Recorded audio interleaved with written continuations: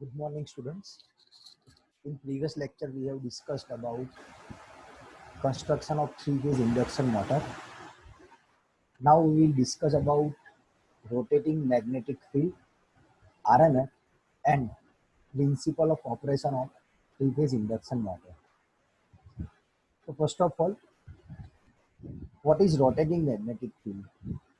So magnetic field produced by three-phase induction motor or three-phase AC motor, which has constant magnitude and rotates at constant speed, is known as rotating magnetic field. So here two important words you have to keep in mind for that rotating magnetic field is it has constant magnitude and it rotates at constant speed.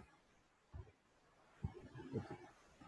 Now we'll discuss the in detail how that rotating magnetic field generates. Okay, generation of RMF, rotating magnetic field. Three-phase induction motor consists of three-phase winding in the stationary part. Now we know that the stator is a stationary part and it has three-phase windings in it. It is connected in star or delta. Consider that three windings R, Y and B which are placed at stator has replaced by 120 degree to each other in space. As we have discussed in three-phase waveforms, there are three voltages R, Y and B. When three-phase balance voltages are applied to stator winding, or we can say that when three-phase supply is applied to stator windings, they circulate currents IR, IY and IB in respective windings which are also displaced by 120. Okay, each current produces its own flux which is known as phi R, phi Y and phi B are also replaced each other by 120.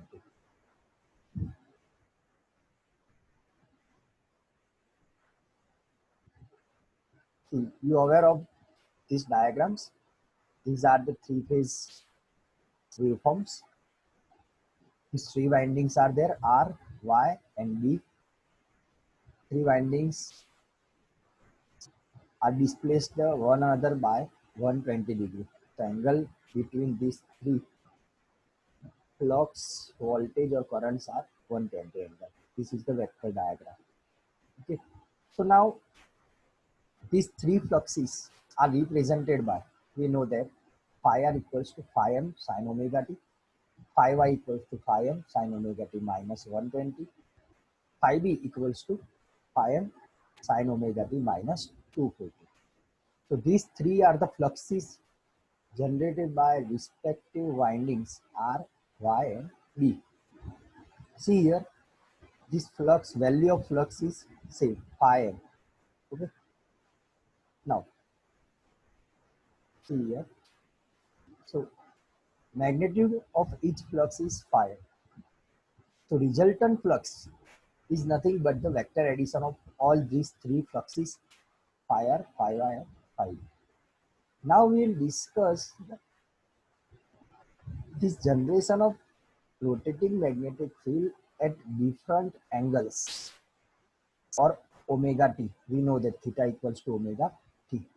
When theta equals to 0, theta equals to 60, 120 and 180. We will find total flux for all these four cases and we will see the four phasor diagrams of all four cases. Okay, so we will start with first case.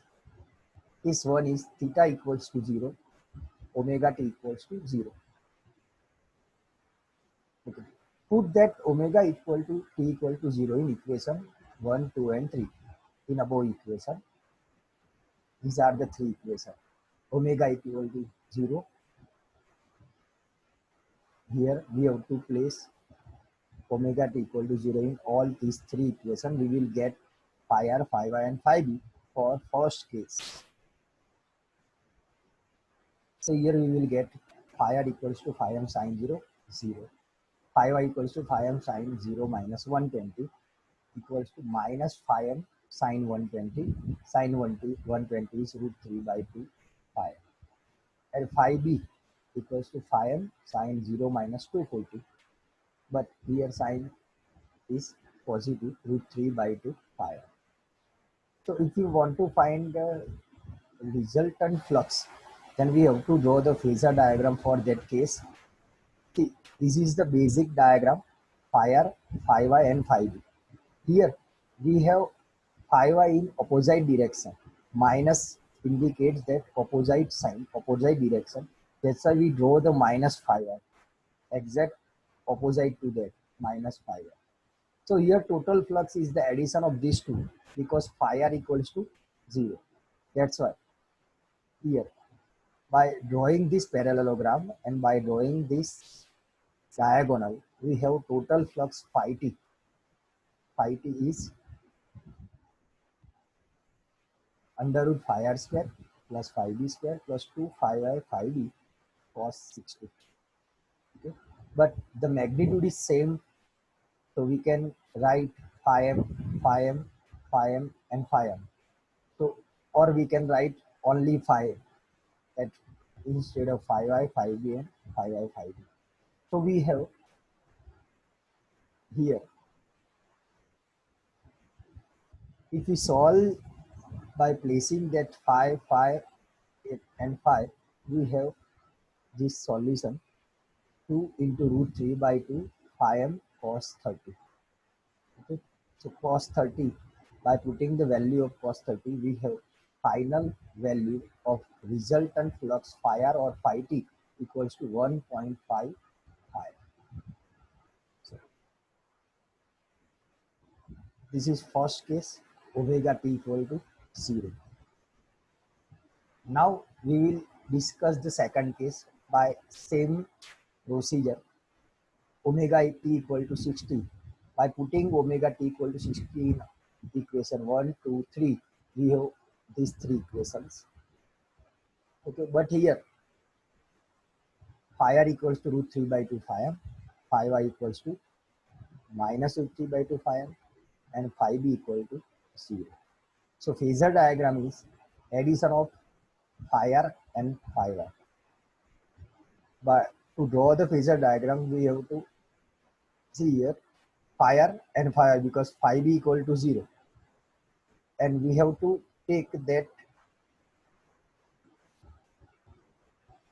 phi y has minus sign. That's why we are considering opposite direction. That's why here phi y in opposite this is minus phi y.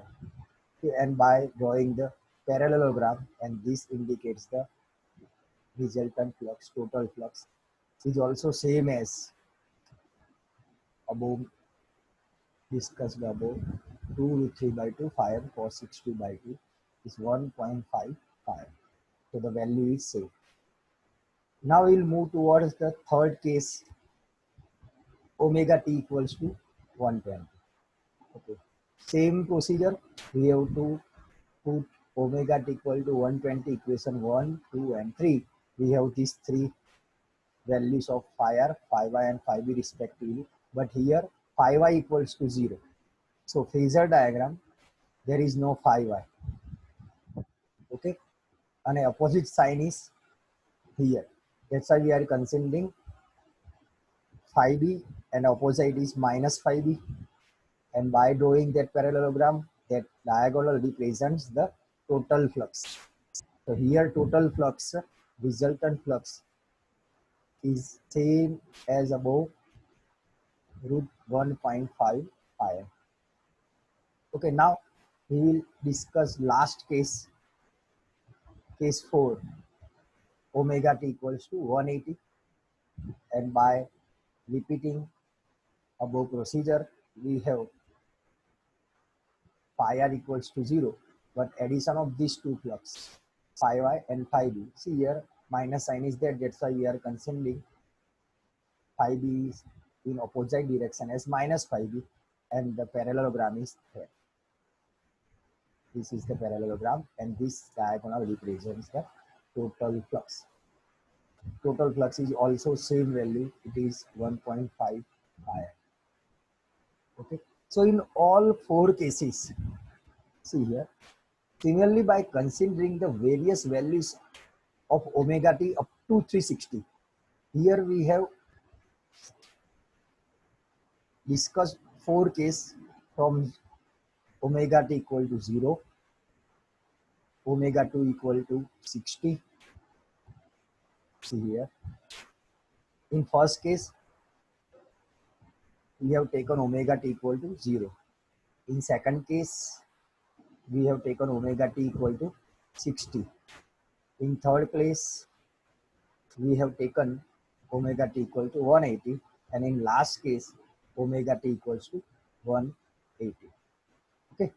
So now, by taking, similarly, by considering the various values of omega t up to 360, it is observed that resultant flux phi t is further shifted to clockwise direction and magnitude remains same.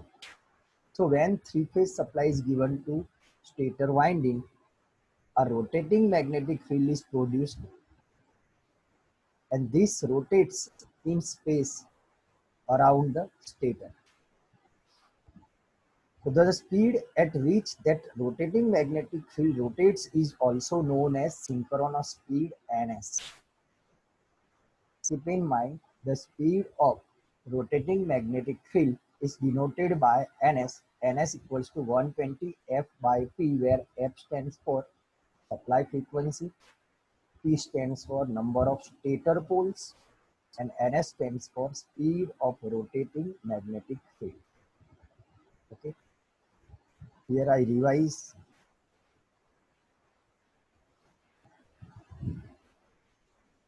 Okay, so for definition of rotating magnetic field, in definition we have stated that in rotating magnetic field rotates with constant magnitude. See here,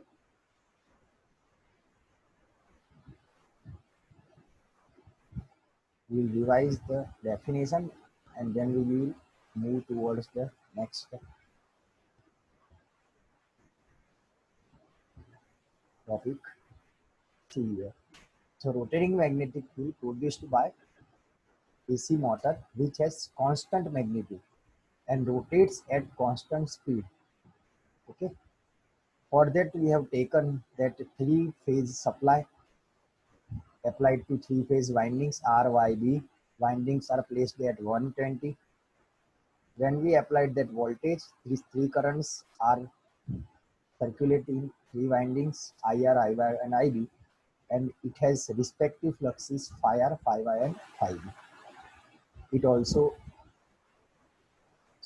here is the waveforms connections of three windings, and here is the three fluxes phi R, phi Y, and phi B placed at 120 degree.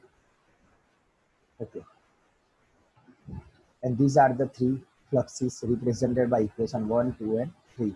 So we have discussed four places by putting omega t equal to 0, 60, 120, and 180, and four phasor diagram of all these resultant fluxes. And we have concluded that fluxes, value of magnitude of fluxes remains same, but it rotates in clockwise directions. Okay. Now we will discuss the next topic, working principle of three-phase induction motor, because rotating magnetic involves in the principle of three-phase induction motor. So here the speed at which magnetic field rotates is known as synchronous speed ns, 120 f by p. Now we will see the principle of operation of three-phase induction motor. Now it will be easy to understand the principle. Okay, now we know that stator is stationary part, it has three-phase stator windings, and rotor has, here say in the figure, these are the rotor conductors. Okay, and this is indicates of stator field, rotation of stator field. Now, first of all, when three-phase stator winding is energized from three-phase supply, now we know that when three-phase supply is given to stator winding, a rotating magnetic field is produced and which rotates at synchronous speed ns. Okay, this rotating field sweeps the air gap between stator and rotor and cuts now stationary rotor conductors. See here, this is the air gap. When we provide supply to stator windings, that rotating magnetic field here, rotating magnetic field cuts that air gap and affects that rotor windings. Now what will happen? An EMF is induced in rotor conductors due to relative speed between rotating magnetic field and stationary rotor. Since rotor is short-circuited, currents will flow in rotor conductors and this current carrying rotor conductors are placed in rotating magnetic field produced by stator. So due to this, mechanical force is found to be acting on rotor conductors. The sum of mechanical forces acting on all rotor conductors produces a torque which tends to move the rotor in same direction as stator rotating field. Okay. Here, when we apply three-phase supply to stator windings, rotating magnetic field produced. When this rotating magnetic field cuts the gap and affects the rotor conductors, in rotor conductors, current will flow. Okay, these current carrying rotor conductors are placed in rotating magnetic field produced by stator. Due to that, mechanical force is found to be acting on rotor conductors. Okay.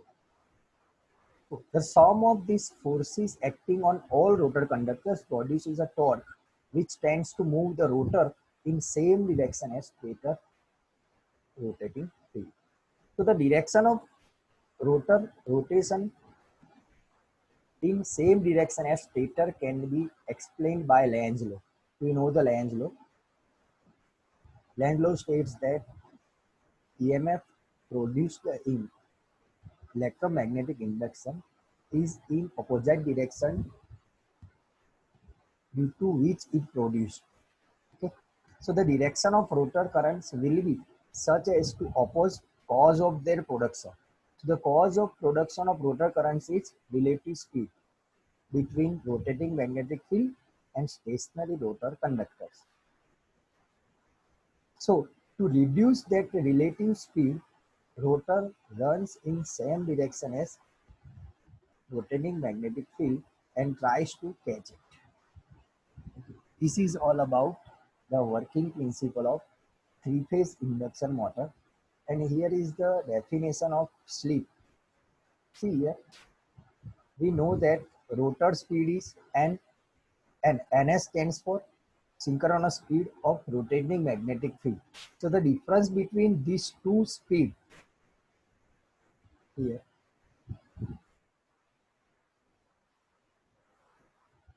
rotor speed n is always less than the stator field between synchronous speed ns.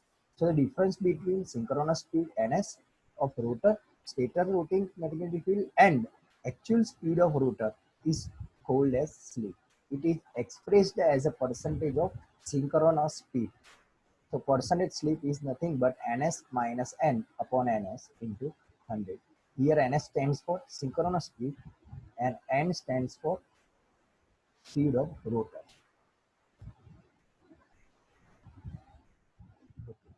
This is all about the working principle of three-phase induction motor and rotating magnetic field.